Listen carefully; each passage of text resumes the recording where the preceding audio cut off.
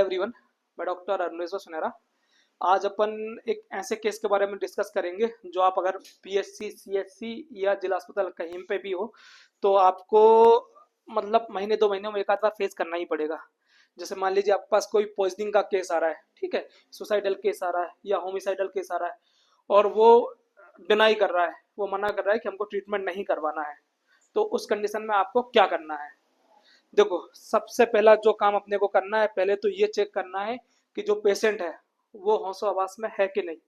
मतलब जो चीजें बोल रहा है वो चीजें होशो हवास में बोल रहा है कि नहीं बोल रहा है। दूसरा अपने को ये चेक करना है कि कहीं इसने दारू तो नहीं पी रखी है, नशे में तो नहीं है। अगर है तो प्रॉपर अपने को डॉक्यूमेंट करना under the influence of alcohol, ठीक है। ये सब चीज अपने को डॉक्यूमेंट करनी है। ओपीडी पर्चे पे अपने को ये सब चीजें डॉक्यूमेंट करनी है कि पेशेंट नशे में है, ठीक है। और क्या करना है, अपने को पेशेंट को समझा देना है प्रॉपर।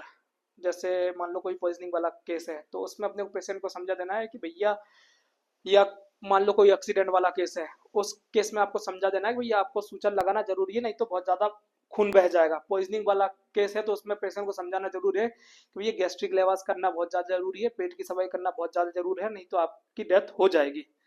ये सब चीजें अपने को प्रॉपर डॉक्यूमेंट करनी है, मतलब समझाना तो है ही उसको, ठीक है। और आपने क्या समझा ये चीज भी आपको प्रॉपर लिखना है। जो भी ओपीडी पर्चा है उस पर प्रॉपर आपको लिखना है, ठीक है। और क्या करना है अपने को, ये चीज अपन ने लिख दी, उसको अपने वर्ड में समझाना है कि आप ट्रीटमेंट करवा लोगे। पेशेंट की लैंग्वेज में समझाना है कि भैया ट्रीटमेंट आप करवा लोगे तो शायद आपकी जान बच सकती है, नहीं करवाओगे तो शायद आपकी डेथ हो सकती है।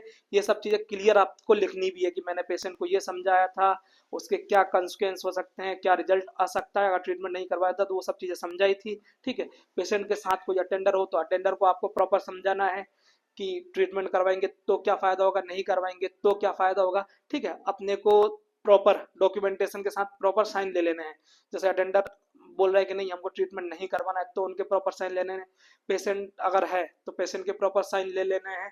और इससे भी ज़्यादा अच्छा रहेगा कि आप ये केस पुलिस को इन्फॉर्म कर दें, क्योंकि आपका काम है ट्रीटमेंट करना, कानून व्यवस्था को बनाए रखने का काम पुलिस का है। तो आप ज़्यादा बेटर रहेगा आप पुलिस को इन्फॉर्म कर दें कि मेरे पास एक ऐसा केस आया जो suspected homicidal, suicidal, poisoning, assault, RTA का केस है, ठीक है, और पेशेंट ट्रीटमेंट नहीं करवा रहा है। तो पुलिस जहां तक है उसको समझा पाएगी, समझा देगी। अगर नहीं समझ पा रहे हैं, ठीक है, तो आपको कोशिश करनी है पेशेंट को रेफर करने की। जहाँ पे हायर सेंटर पे चले जाए, आपसे अच्छे डॉक्टर है वो उसको समझा पाए। अगर रिफर कर रहे हो आप तो आप एम्बुलेंस को कॉल कर रहे हो तो वो आपको प्रॉपर डॉक्यूमेंट करना है, ठीक है।